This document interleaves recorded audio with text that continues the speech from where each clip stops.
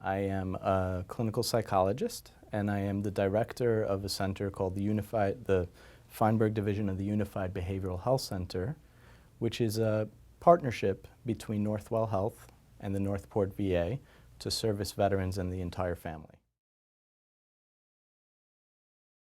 So PTSD stands for post-traumatic stress disorder. It's a diagnosis that is given at times after a person has experienced certain types of events, typically traumatic events, which means that there's some sort of threat to a person's life. It's often the case that people experience certain types of symptoms or reactions after a trauma. But when those experiences and those symptoms last for an extended period of time, people can sometimes qualify for this diagnosis. Typically, if the symptoms last beyond 30 days, it can qualify for a diagnosis of PTSD. Sometimes the symptoms can start after 30 days from when a trauma occurred. Within the diagnosis of PTSD, there are 4 sets of symptoms that can typically occur.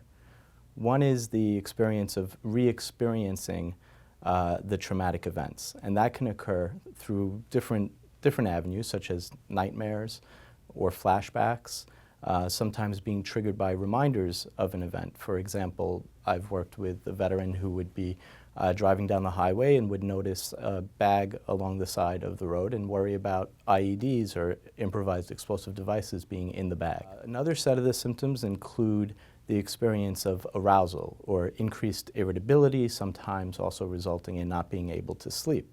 So sometimes veterans that we've worked with are unable to go to bed until they feel that everybody is, for example, at home, safe and secure, and even then they might find themselves waking up at night, checking in on everybody. The third set of symptoms is changes in cognitions, which means thoughts, and mood. So after a traumatic event occurs, sometimes people will start to feel like they had an excessive responsibility, or they'll feel excessive feelings of guilt for what happened, even though that might not actually be based in the reality of what occurred.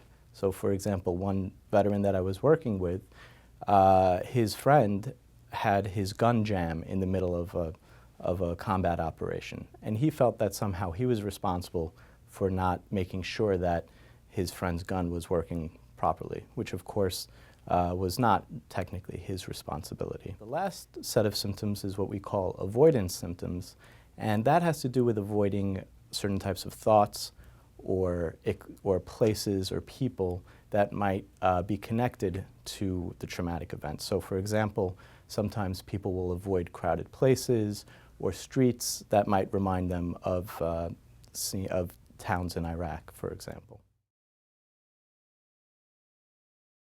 PTSD was not an official diagnosis until approximately 1980 with the 3rd edition of the American Psychiatric Association's Diagnostic and Statistic Manual, the DSM.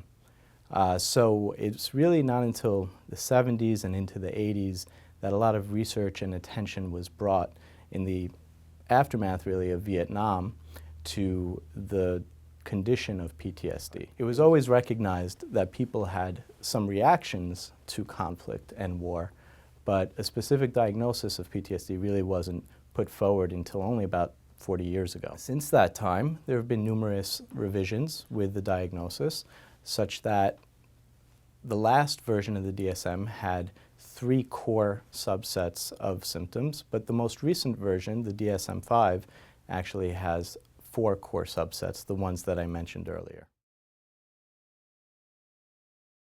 In terms of warning signs for PTSD, it's hard for us to know who is likely to go on and develop PTSD.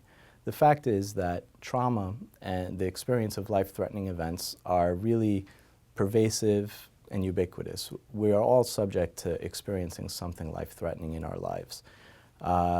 But we're not always sure then who goes on to experience PTSD.